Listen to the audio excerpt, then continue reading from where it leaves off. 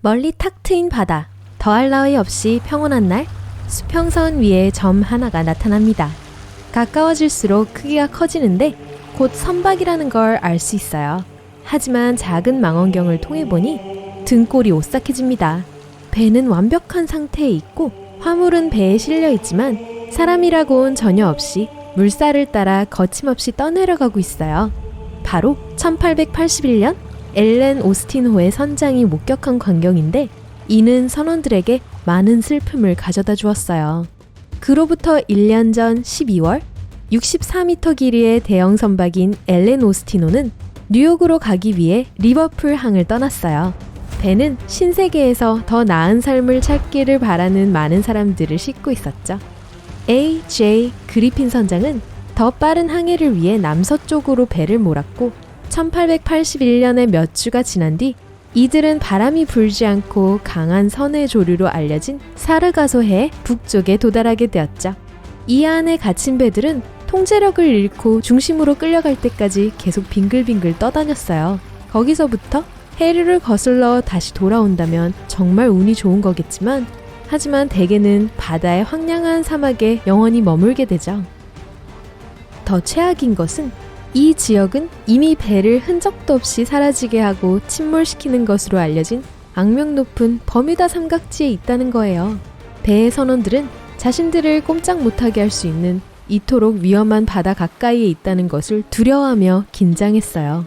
그러고 온 불길하게도 사르가소 해의 잔잔함이 그곳을 빠져나간 듯 했는데 왜냐하면 엘렌 오스틴호가 어느 날 속도를 잃고 바람도 없이 표류했기 때문이에요. 그래도 괜찮았어요. 충분한 식량이 있었고 예정대로 항해 중이었거든요. 그리핀 선장은 배 안을 걸어다니며 침착하고 권위에 찬 목소리로 명령을 내리고 있었고 승무원과 승객 모두 그를 전적으로 믿고 있었죠. 하지만 그때 위에서 망보는 사람이 배가 보인다고 소리쳤어요. 그리고 정말 선장이 그가 가리키는 방향을 바라보았을 때 엘렌 오스틴호를 향해 천천히 시야에 들어오는 작은 스쿠너 한 척을 보게 되었죠. 좀 더 가까이 다가오자 이 수상한 배의 움직이는 형태가 이상하다는 것이 확실해졌어요. 선장은 인상을 쓰며 작은 망원경을 통해 배를 살펴보았어요. 스쿠너는 훼손되지 않았지만 이상하리만치 조용했어요. 아무도 배에 타고 있지 않았죠. 그 당시 버려진 배들은 그리 보기 드문 것이 아니었지만 해적 또한 드물지 않았어요. 그리핀 선장은 기다려보기로 했어요. 이틀 후 스쿠너는 언제나처럼 조용했고 선장은 마침내 접근해도 괜찮다고 생각했어요. 그는 작은 선원팀을 데리고 좌초된 배에 승선했어요. 정말 거기에는 아무도 없었지만 행운의 여신은 그리핀의 편인 것 같았어요. 귀중한 마호가니 목재로 된 화물이 그때까지 선창 내에 있었거든요. 선장은 엘렌 오스틴호로 돌아와 선발한 부하들에게 작은 배를 뉴욕으로 가지고 갈 것을 명령했어요. 도착하면 부가 기다리고 있을 거라는 전망과 함께 승무원들의 기세가 올라갔죠. 다시 바람이 강하게 불자 엘렌 오스틴호는 꼬리에 이름 없는 배를 끌며 항해를 계속했어요. 하지만 며칠 후 배들은 강력한 폭풍에 휘말려 흩어져 버렸어요. 바람, 비, 그리고 파도는 배들을 며칠 연속으로 배를 강타했어요. 마침내 날씨가 개자 그리핀 선장은 스쿠너를 찾으라고 명령했어요. 하루를 더 찾아다니면서 결국 항로를 벗어나 표류하고 있는 스쿠너를 발견했죠. 그리핀은 작은 배에 승선해 있는 부하들을 소리쳐 불렀지만 아무 대답도 없었죠. 선원 일행이 조사를 하러 갔다가 공포에 얼굴이 하얗게 질린 채 돌아왔어요. 전 나포선 회항원들이 폭풍에 실종된 것이었죠. 하지만 선장은 저런 값진 발견을 놓칠 사람이 아니었고 다른 팀에게 스쿠너를 장악하라고 명령했어요. 마지못해 선원들은 복종했고 두 배는 항해를 계속했어요. 그들은 가능한 한 서로 가까이 있기로 했고 밤에는 정해진 간격으로 종을 울려 서로 무사하다는 것을 알리기로 했어요. 매 시간마다 안심의 벨소리가 울리면서 며칠 밤이 잘 지나갔어요. 하지만 어느 날 짙은 안개의 장막이 바다 위를 덮었고 시야가 거의 완전히 차단되었어요. 배는 개의치 않고 계속 나아가며 예상보다 일찍 벨소리를 울렸어요. 밤이 되었고 안개는 여전히 있었지만 벨소리는 삶의 끈이었죠. 멈추게 되었을 때까지 말이죠. 그리핀 선장은 배를 한 번 그리고 2번 울렸어요. 아무 대답이 없었어요. 선원들은 불을 밝히고 열심히 바다를 내다보았지만 여전히 안개는 거치지 않았고 선박 너머로 소용돌이 치는 심연에 아무것도 볼 수 없었죠. 그날 밤 아무도 잠을 잘 수 없었는데 그들은 새벽이 밝을 때까지 침묵 속에서 기다렸어요. 첫 햇살이 내리쬐자 안개는 서서히 흩어졌고 승무원 전원은 비통한 심정으로 갑판 가장자리로 갔어요. 그들에게는 아직 희망이 있었어요.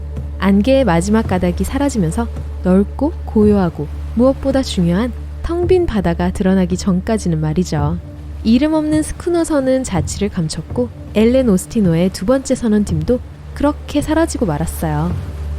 배는 엄숙한 침묵 속에서 뉴욕으로 가는 남은 길을 항해했어요. 일단 항구에 도착하자 승객들은 배를 떠날 수 있어서 너무 기뻤는데 작별 인사하려고 고개를 돌리는 사람도 없었어요. 이것이 엘렌 오스티노로서의 마지막 항해였어요. 같은 해 배는 독일의 한 선박 회사에 매각되어 메타호라는 새로운 이름이 붙여졌어요. 아무도 그 버려진 스쿠너나 그 함께 실종된 선원들을 찾지 못했어요. 그리고 이게 이 신비로운 미해결 스토리의 전말일 겁니다. 여기에 조금의 진실이라도 있다면 말이죠. 사실 이야기 속의 수수께끼 같은 일은 실제로 일어나지 않았어요. 엘렌 오스티노는 실제로 리버풀을 떠나 남서쪽에 있는 뉴욕으로 향했고 사람들을 미 대륙으로 데려간 선장은 진짜로 AJ 그리핀이었어요. 하지만 여기서부터 이야기는 파생돼요. 우선 배는 사르가소 해를 아주 가까이 지나쳐가기엔 너무 먼 북쪽으로 항해했어요. 그렇게 광범위하게 우회할 이유가 전혀 없었죠. 비록 서풍이 강했지만 남향으로 가는 것보다 정면으로 가는 게 여전히 더 빨랐죠. 그러니 엘렌 오스티노는 아마 사르가소 해와 버뮤다 삼각지 근처에는 가지도 않았을 거예요. 2번째로 버뮤다 삼각지 자체는 시간이 지나면서 허구의 이야기에 지나지 않는다는 게 증명되었죠. 사실 이곳은 20세기 중반에 인기를 얻었는데 그 전에는 누구도 버뮤다의 삼각형을 그릴 생각조차 하지 않았어요. 이 미스터리는 공상과학소설 작가들에 의해 대중화되었고 흔한 미신이 되었지만 이곳이 세계 바다의 다른 지역보다 더 위험하다는 걸 증명하는 진지한 연구는 없었죠. 그러니 그 당시 엘렌 오스티노의 승무원들은 버뮤다 삼각지를 두려워하기는커녕 알지도 못했어요.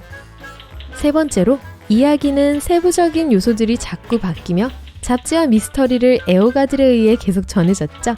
이것은 1906년 한 신문에 처음 실렸는데 이미 날짜도 잘못 기재했어요. 기사에는 항해가 1881년이 아니라 1891년에 시작되었다고 나왔죠. 나중에 이 이야기는 1935년 라디오에서 선장 이름이 그리핀이 아닌 베이커라는 잘못된 이름으로 다시 떠올랐어요. 날짜도 맞지 않았는데 1881년 8월에 항해가 시작되었다고 했지만 그때 이미 엘렌 오스티노는 메타오로 개명되어 있었죠. 이 이야기는 잊지도 않았던 런던에서 뉴펀들랜드로 갔다는 등의 다른 이상한 세부 사항들이 덧붙여지면서 발전했어요. 그러나 최종 폭로는 모든 무역과 이민 선박 항로를 보관하는 해양보험 시장인 런던 로이드의 기록보관소에서 나왔어요. 그곳의 서류에 따르면 1881년 2월 엘렌 오스티노는 뉴욕으로 가는 대서양 횡단 항해를 무사히 마쳤다고 해요. AJ 그리핀 선장은 모든 선원들이 건강하게 배에서 내렸고 여행 중 인명피해가 없었다고 신고했어요. 항해는 2달이 넘게 걸렸는데 왜냐하면 영국 쪽으로 다시 배를 밀어내는 강한 서풍과 맞서 싸워야 했기 때문이었죠. 선원들은 도중에 이상한 걸 조우한 적이 없다고 보고했고 항해는 그만큼 단조롭고 지루했죠. 심지어 승객들도 마침내 미국 땅을 밟았을 때 미소를 지었을 거예요. 자신들이 말도 안 되는 거짓된 이야기의 등장인물들이 된 줄도 모른 채 말이죠.